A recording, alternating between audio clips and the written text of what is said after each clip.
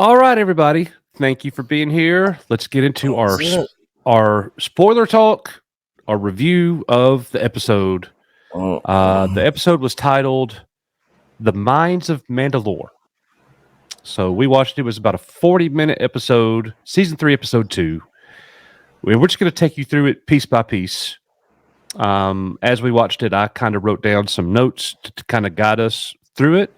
So, one thing that I want to say right here from the get-go, and this is a spoiler.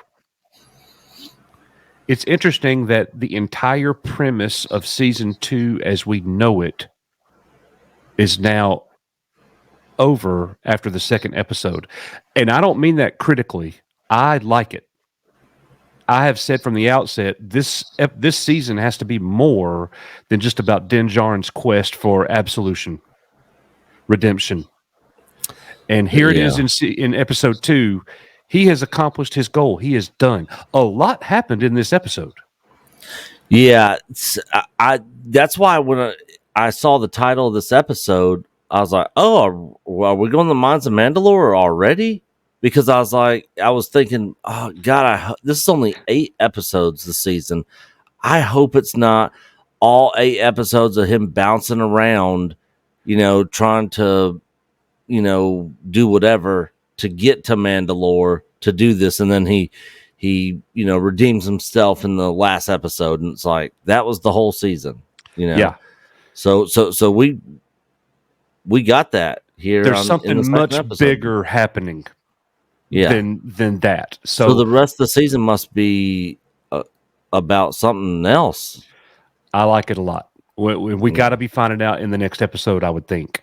Yeah. If you think back to the trailer, the X-Wing pilot, I can't remember his name, but he talked about the thread in the galaxy that has to be stopped before it's too late. So let's get back to the episode. The show starts out with our favorite character, Peli Motto. Oh, I hated it. I hated the beginning of this episode. Well, let me talk about the scene real quick, and then you give your take. So Peli Motto's having a conversation with a Rodian, one of the Greedo characters, a character like Greedo. So we see Jawas, we see droids, and I got to be honest, for the most part, there's some parts about the scene that really worked for me.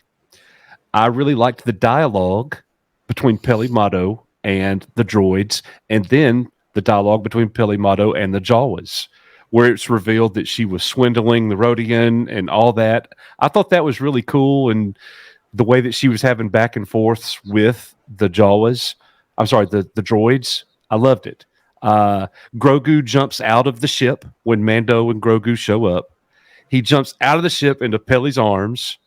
The one thing about the scene, and you'll talk about it, I cannot stand hearing anybody, not just Peli Motto, but anybody speaking the Jawa language. It's just, it's cringe to hear a human being talk Jawa when that's something that we had never seen until she did it.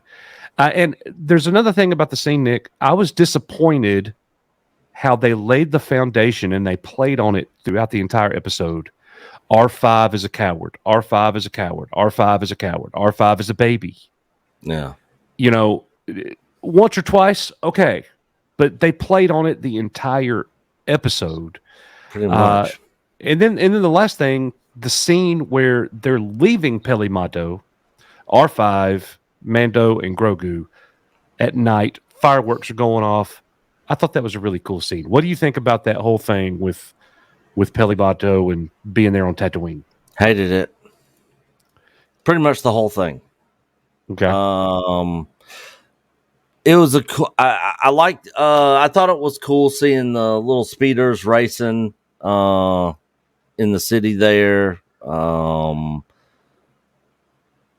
But everything in the entire scene, the dialogue, the Jawa talk, R5D4 falling apart. It was just. I thought the whole entire scene was dumb. I did not like it. I hated the first part of this episode. But it also makes sense that we knew he was going to get R5D4, So Yeah, because we saw it in the trailer, and I Yeah. figured that's so. It began with him trying to find this memory chip for IG-11 for him to take him to Mandalore. mhm. So I guess that is non-existent and doesn't even need to happen now. So that's actually was one of my questions. You know, the entire a third of the first episode from last week dealt with trying to revive IG-11, and he finds out from Babu Freak Yeah, from the Anzellans that guys, I know it's not Babu Frick, so you don't have to put that in the comments, but he finds out from them that all he has to do is get a part. Part's hard to find, but Mando's like, okay, I'll go get the part. yeah. So I'll be back. I thought that he was going to get IG-11. Now I'll say this: had IG-11 been there with Mando, Mando would not have been captured. And also the thing is, even if he got IG-11 working, where the hell was IG-11 going to sit in the ship? Yeah, Hang on to the wing? He'd have to get another ship. That wouldn't work. He'd have to get another ship. Yeah. But it was kind of weird, the whole IG-11 thing. So what I have to assume is that's going to be a factor later in the season. He's gonna come across the part. He's gonna revive IG-11, and IG-11 is gonna be there in a fight where he's needed. Instead of this little thing that an astromech could accomplish, he didn't need IG-11 for this. Mm-mm. But they'll use him when needed, and if they don't, then we're just wasting story time. Yeah. The IG-11 served no purpose. None of that served a purpose. So I thought teaching Grogu the planetary map and giving a little bit of the history was kind of neat. Him explaining to the audience, here's Mandalore. This is where I grew up, and this is where Bocaton's at. It's all part of the same system. That's a really good way to make all this make sense to us. Had he not had that scene, had Filoni and Favreau not put that scene in, I would have thought too much is happening in this episode. All right. We're jumping around, but it actually makes sense because these moons and planets are nearby, so it could be fast. Yeah. So I thought that served the story really well. Anything you want to say about that? No, I thought that part was fine. It showed that the planet that they visited her at was somewhat close by, which will play into part of the story aspect later. But yeah, I mean, he was kind of explaining and showing on the map, which was more for, the audience to understand the layout of where they were at in the galaxy, I guess. So when he gets out of the ship, they arrive on Mandalore. He gets out of the ship. Everything's fine. He tells Grogu, seal yourself in your pod until I know more about the air. But Grogu never did. So I thought that was kind of funny. And then we have Mando's descent into the city. And we see Mando come face to face and fight these caveman creatures with 4 eyes. We saw them in the trailer. So Mando takes care of them with the Darksaber. He's wielding it. He's still struggling with the Darksaber. He takes some hits from these guys, but ultimately he takes them all out. And then he comes across another character, the main antagonist of the show today. It's a droid, and he's this big, huge, tanky. He reminded me of one of those crab creatures from the Dark Crystal. Oh yeah. And that's exactly how they would walk up and like capture the podlings, the pod people. Mm-hmm. I wonder if they took inspiration from that. I don't know. I thought the character was really interesting. It worked. Now, most of that we saw, that was, the droid is a tiny little guy, Mm-hmm. but he's got some super suits outfitted for himself. So I thought that was kind of neat. Now it was really weird that the droid was in the ground just sitting there. How long had he been there? Like that's just kind of a weird thing to me. Mando's showing up and then boom, gotcha.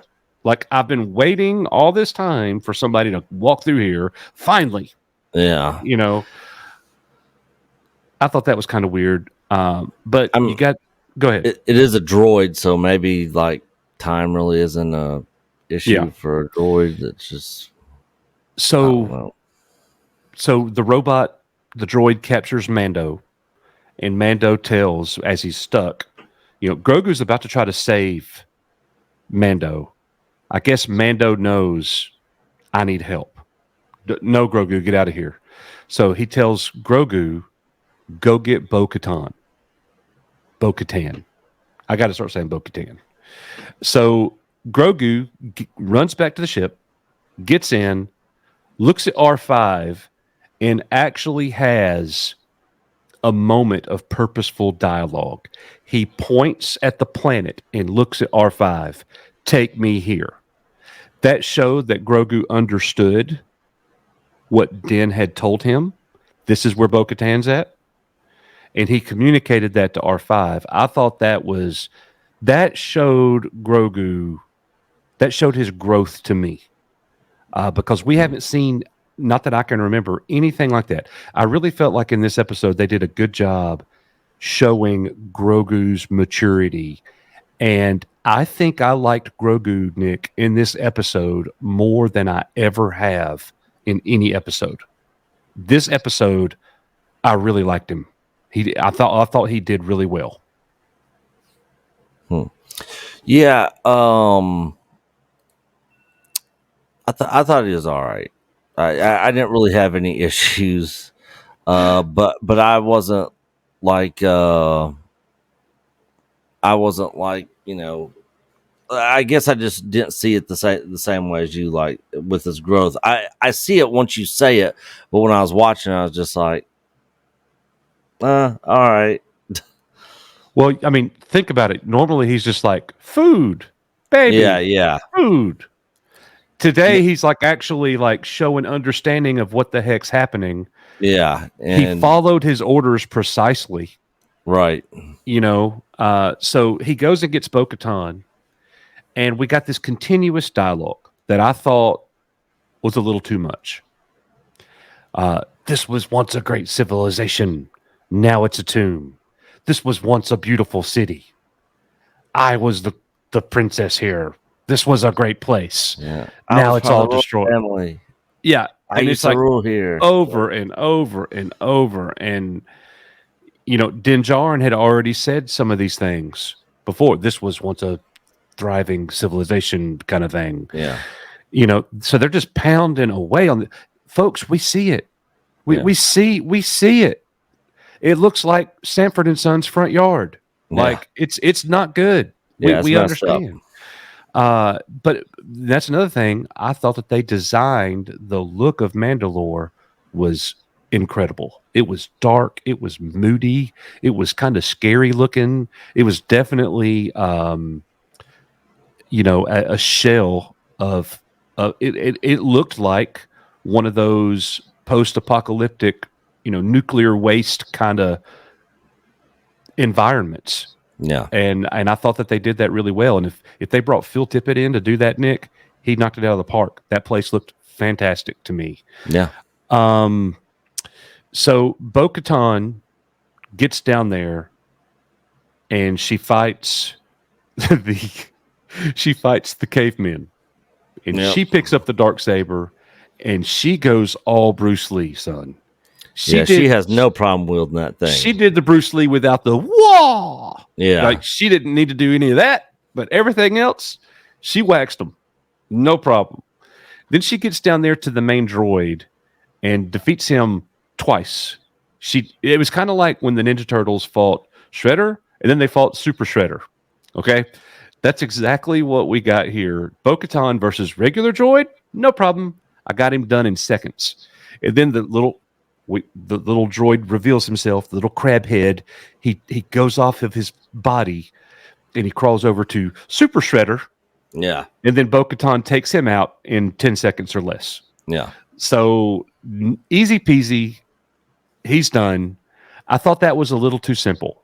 There was no Bo-Katan I didn't get the impression that she really struggled against him at all. You know, I know that he snuck up on Din Djarin. I don't see it as one of those, well, they're just making the woman more powerful. The man got, I don't see it like that at all, because he surprised Din. You know what I'm saying? Yeah. And grabbed him. But I did think that the death of that droid was a little bit too simple. And anything you want to say about that scene? I really hate this whole you can't just pick up the Darksaber and use it. I hated how Din struggled, but then she just, could do whatever. And I watched a video where they're talking about Dave Filoni, talking about how, using a lightsaber or anything takes training. Not anybody can just pick it up and wield it. And I'm like, bro, did you watch George Lucas Star Wars? Han just picked up Luke's saber and just, I'm going to put you in here, kid, till I can get a shelter built. Like this whole thing with the, like the lightsabers are living beings, and you got to train to be able to pick it up or wield it or anything. I just really despise and hate that. Along with the whole can't remove your helmet thing. Those are the two things in the show I don't like, and that it just showed. We finally got to see him eat. That. Yeah. He kind of tilted his helmet and kind of sat back like. But he didn't reveal his face any. He just kind of pushed it out a little bit, and Yeah. So that can't remove your helmet. It's so dumb. But anyways, continue. I wish the creed was like, you can't remove your helmet unless you're in front of Mandalorians. Yeah, it's like something like that. That would make sense. Mm-hmm. Like how are they gonna, how's Bo-Katan and Mando gonna, what I'm saying, with their helmets on? Is that how the other people in their cult following do it? With the helmets on. So let's get back to the episode. Bo-Katan rescues Mando, and now they're walking to the living water. He's like, I'm not leaving with you. I got to go complete my mission. So she's like, I'll take you. So that's so nice of her. Not only did she show up and save him, now she's going to escort him to the living waters. Yeah. So they go down there. She's only been there one time. So when she was a child. And they kind of commemorate the place. She reads the little plaque inscription, talks about, when she was down there. Basically, she's just making kind of a mockery of that part of their culture. Yeah. And so Din goes in the water. But on the way, I thought it was funny. Bo-Katan says she was bragging on Grogu. She was like, yeah, he's quite the navigator. And I'm like, oh, he didn't navigate. No, he's not. Don't. I mean, I get it. She's just being overly polite. R5 navigated them there. Yeah. But, yeah. Okay. All right. I didn't think that line was really necessary. Yeah. But okay. So they talk about the destruction of Mandalore again on the walk down there. And when Din finally gets to the water and goes inside the water, Grogu's looking at Bo-Katan, and Bo-Katan looks at Grogu, and she's like, what are you looking at? And it's like they're playing on this a tinge of romance between Mando and Din. I'm sorry, Mando and Din. Mando and Bo-Katan. And I like that. I thought that was a good scene. What are you looking at? It was a lighthearted, kind of deal. I thought that worked. You're welcome to break in unless you want me to keep going. Yeah, I thought it was all right. Din goes down into the water. We don't know what happened. I guess he dropped off. And it took one too many steps forward. Took too many steps. He didn't know that there was a bottomless pit of water. Yeah. So Bocaton rescues him again. I guess Din didn't have his jetpack on. So he took it off before he walked in there. Yeah. So she rescues him. And on the way up, Nick, we see a mythosaur. Yeah. First time live action. Now, you asked me in the review if I knew we was about to see one. I did. Okay. I didn't want to spoil that for you, and I didn't want to spoil it for the people watching it on Patreon. Okay. But yes, we see a mythosaur. I'm going to assume that we don't see it again. That's all we saw of it. What's going to happen next? They come back up. They're sitting there, rescued. We just saw a mythosaur. End of the episode. I don't know where we go from here. And there's some questions too. It's like, okay, Bo-Katan saved him with the Darksaber. Did she give it back to him? If she did, I missed it. Because I was looking for that. So when he woke up, it was just sitting on the ground. And when he was getting his gun and all his stuff, he just picked it up off the ground and just hooked it back onto his belt. I thought that she was going to say, "You lost it. I got it now," and just defeated this and rescued you and defeated these two creatures. The Darksaber's mine now. Right. Or something like that. I was waiting for something like that to happen. But no, it was just sitting there and he just picked it up and put it right back on. So I'm with you that scene, I didn't know what was going to happen. And also when the N1 starfighter shows up, when Mando's ship shows up, she says to her droid, "Let's get rid of him once and for all." And I'm like, whoa. Yeah. She's about to go blast. Like she's about to try to kill Din Djarin, even though Din Djarin's not in the ship. We know that. She didn't know that. But no, she shows up and she's like, "Quit coming around here." I told you to stay off my lawn. Like that's going to get rid of him for good. Yeah. So that line of dialogue though kind of threw me off, and I'm sure it threw a lot of you guys off. Like Bo-Katan's going to try to take him out. Well, apparently not. Bo-Katan's crushing. Yeah. And that's why, it's interesting. They gotta reveal a little bit more about the Darksaber and what's going to happen with it.